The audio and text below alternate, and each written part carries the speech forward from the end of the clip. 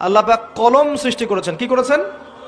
কলম। মনে রাখবেন এই কথাটা, আল্লাহ পাক কলম সৃষ্টি করেছেন এবং কলম সৃষ্টি করে আল্লাহ পাক বলেছেন উক্তুব, তুমি লিখো।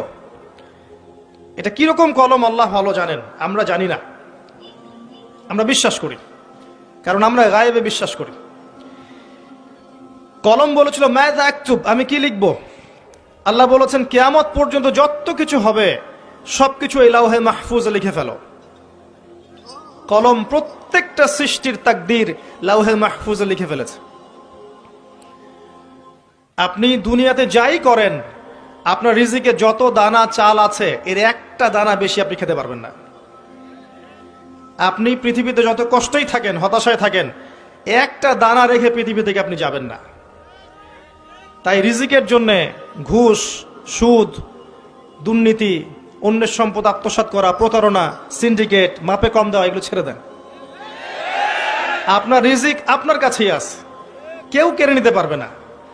মৌত যেমন মানুষকে খোঁজে, রিজিক তেমন মানুষকে খোঁজে। আমাদের কাউন্সিলর সাহেবের বাসায় বা তার আত্মীয়র বাসায় আজকে আমার রিজিক লেখা ছিল বলেই এখানে এসেছি, না হলে আসতে পারতাম না। তো তাকদীর লেখা হয়ে গেছে, এটাকে বলে তাকদীর। এখানে একটা কথা বলি, কিছু মানুষ আছে যারা বলে যে তাকদীর বলতে কিচ্ছু নাই। এদেরকে কি বলা হয় জানেন? এদের আরবি নাম হচ্ছে কাদারিয়া। কি নাম? ভাগ্য বিশ্বাস করে না যারা, কাদারিয়া। তাদের মতে মানুষ নিজেই তার কর্মের নিয়ন্ত্রণ, মানুষ যা করবে মানুষ তাই পাবে।